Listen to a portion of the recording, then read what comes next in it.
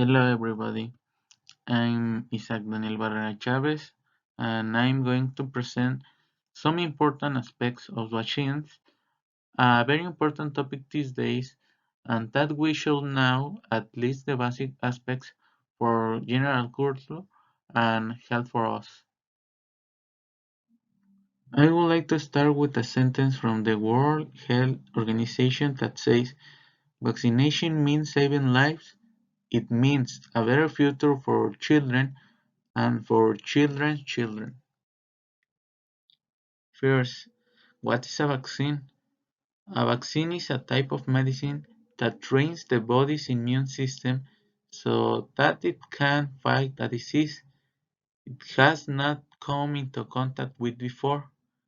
Vaccines are designed to prevent disease rather than treat a disease once you have caught it. A vaccine is not a cure for a disease, its function is to prevent it, or to prevent it from appearing as a serious disease. Human beings have benefited from vaccines for more than 2 centuries, yet the pathway to effective vaccines has been neither net nor direct.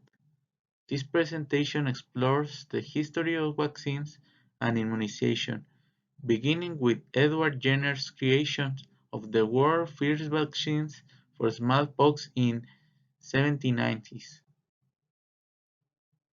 The vaccine's name comes precisely in honor of Jenner experiments, since the discovery of vaccines occurred due to the fact that farmers who were in charge of milking cows developed cowpox, which is less dangerous and generates immunity against human smallpox.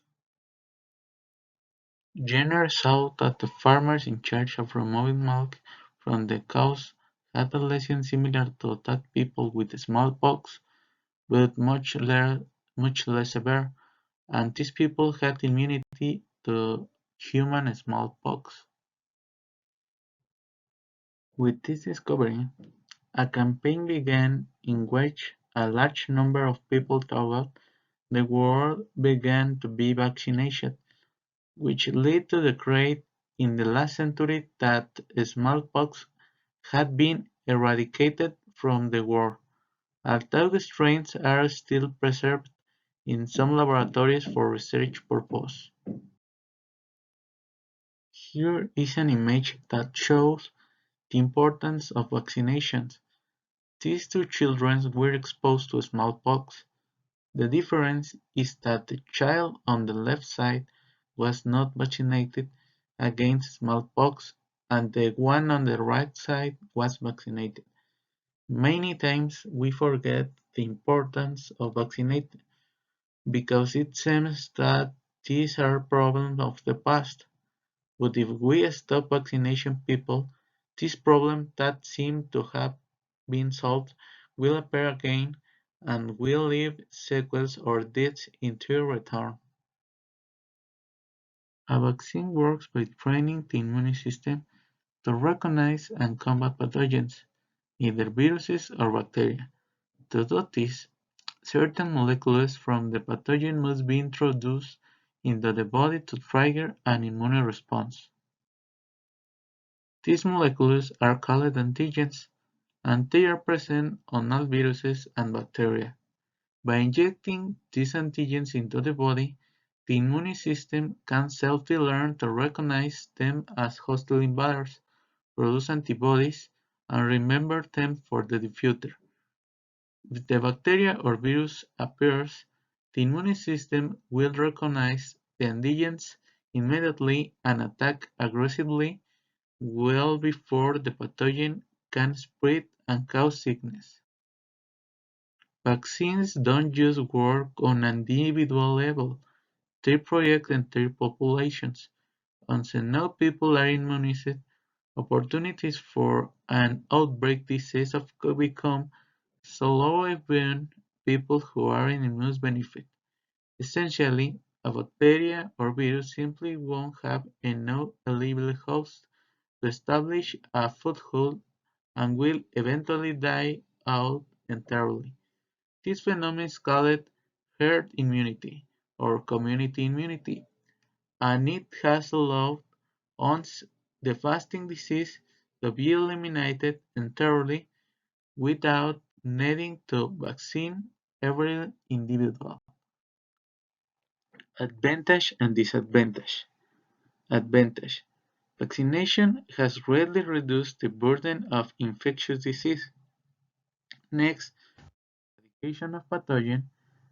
Unless an environmental reservoir exists, an eradicated pathogen cannot reemerge unless accidentally or malevolently reintroduced by humans, allowing vaccination or other preventive measures to be discontinued.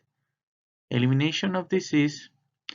Disease can be eliminated locally without global eradication of the causative microorganism. Control of mortality, morbidity, and complications. Efficacious vaccines protect individuals if administered before exposure. Pre-exposure vaccination of infants with several antigens is the cornerstone of the successful immunization programs against a cluster of childhood disease.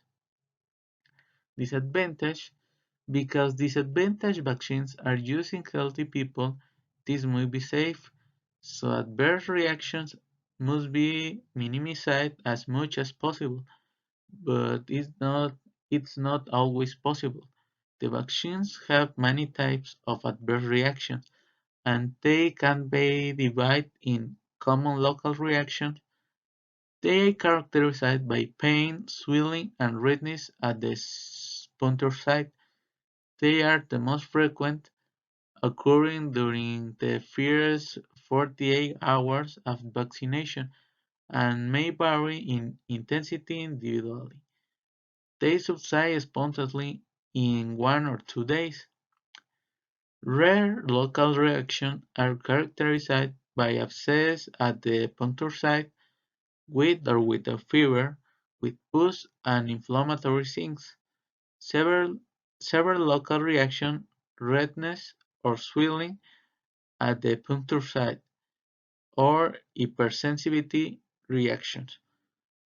The common systemic reactions such as fever, irritability, muscle pain, general malaise, headache, vomiting, diarrhea, and other non-specific symptoms.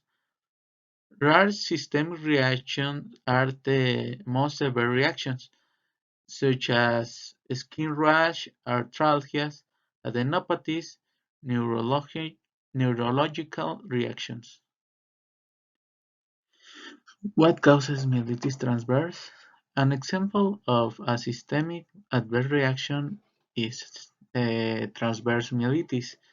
That is now much mentioned now because it has been seen in the COVID-19 vaccine, which is an inflammation of both sides of a section of the spinal cord that can leave you with multiple irreparable damage. However, transverse myelitis is an extremely rare complication, and millions of lives will be saved with the application of vaccines. As of today, there are 2.7 million confirmed deaths from COVID, and this will only stop if most of us are vaccinated.